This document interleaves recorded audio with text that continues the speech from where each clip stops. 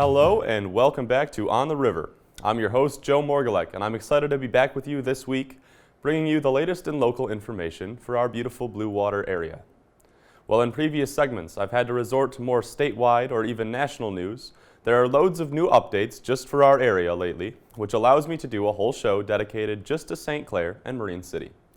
I'm excited to dive into this week's show, and I'd like to kick it off this week by informing you that residents are invited to join the Summer Splash Bash and Raffles, a day of fun on Saturday, June 26th at Nautical Mile Park in Marine City. The event will run from noon to 4 and feature activities for children of all ages and vendors based around water, boating, or anything nautical. Leading up to that event, Splash Cash raffle tickets will be sold at $100 per ticket, with the top winner taking home $10,000. 5 winners will each take home $1,000.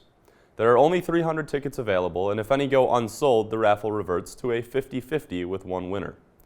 Additionally, a tugboat raffle will be held, allowing participants to enter a raffle for a chance to win a ride on a tugboat. The winner will take one guest on a Malcolm Marine tugboat for a 2-hour tour. Tickets for the ride on the tugboat are $20. Both raffle tickets can be purchased on the Chamber website. Also in the news for this week, a Holy Cross Catholic school teacher was named the Teacher of the Year for the entire Archdiocese of Detroit. Holy Cross Catholic School's 3rd grade teacher, Andrea Tersigni, has been named the Archdiocese of Detroit's Elementary School Teacher of the Year.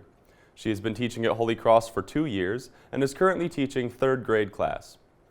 Andrea is said to be a committed and very knowledgeable teacher who works hard in preparation and effort to provide the best learning experience she can for her students.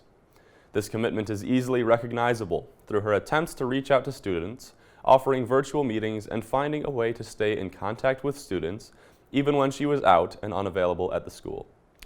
She also offers continued efforts to provide great lesson plans and engaging methods of teaching.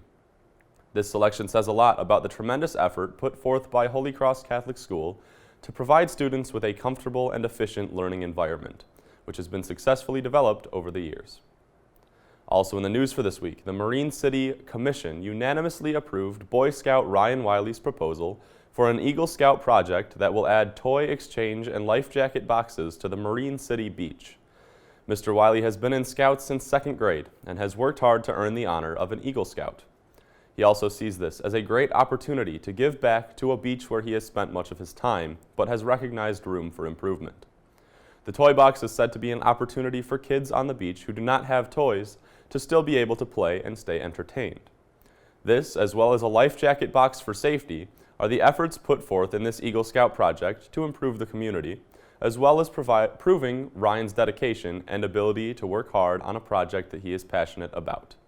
The final step to earning his inclusion in the highly regarded class of Eagle Scouts, all of which have completed their journey with a project aimed to create a positive impact within the community. Now for an update on the latest in St. Clair. According to Governor Gretchen Whitmer, a Transportation Economic Development Fund grant will support 304 new jobs, which had been announced earlier this year for Magna Electric Vehicle Structures, the new manufacturing facility in the St. Clair Industrial Park. The grants are set to demonstrate the collaborative efforts around economic development and infrastructure, according to Whitmer.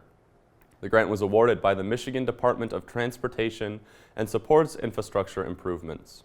The project was announced in February following the approval of a $1.5 million Michigan Business Development Program grant, which was approved by the Michigan Strategic Fund Board. Prior to moving forward with the proposed development at the industrial park, the City of St. Clair has committed to rebuild Kearney Drive and improve its intersections at Vine Street and Clinton Avenue. The road improvements will be completed by a grant in combination with the additional City of St. Clair funds. The project costs about $1.3 million, with $860,000 being Category A funds and nearly $442,000 being from the City of St. Clair. Then lastly, for this week's local news, the Marine City Commission unanimously approved the purchase of a kayak launch at its meeting on May 20th. The kayak launch's location is at the northwest side of the bridge over the Bell River. The city is receiving up to $30,000 from St. Clair County's Parks and Recreation Commission for the purchase of the launch.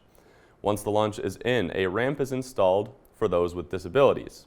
After that, it is set to be reimbursed. Estimates on the project have ranged from $29,000 to $32,000, with more recent estimates coming in closer to $32,000. The kayak launch is set to be a great and welcome addition to the city, continuing the trend of fun and unique activities that are being offered in the great city of Marine City. And that's going to do it for this week's local news. As you all know, I like to end my On the River segment by introducing you to one of the great ships that you may see passing by on our beautiful St. Clair River. This week I would like to introduce you to one of my absolute favorite ships on the lakes, a brand new barge which is referred to as the Michigan Trader. She was constructed in 2020 and has been in service for less than a year. The Michigan Trader is an articulated self-unloading barge for Van Akenvoort Tug and Barge out of Escanaba. She is 740 feet long by 78 foot wide and capable of carrying nearly 38,000 tons at her midsummer draft.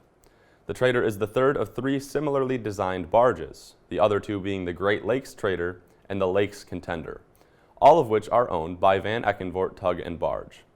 Some of my favorite things about the barge include the classic and sleek design with a deep red coloring that is seen quite frequently on the lakes, as well as the name Michigan Trader, which stands out for its simplicity and pride for the great state of Michigan. If you happen to see the Michigan Trader passing by on the river, I would absolutely encourage you to stop and check out one of the newest and most attractive ships on the lakes.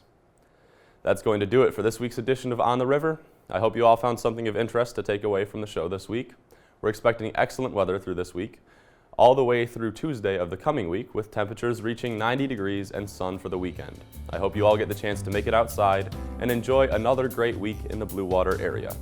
Once again, I'm your host, Joe Morgulek, and this has been On the River.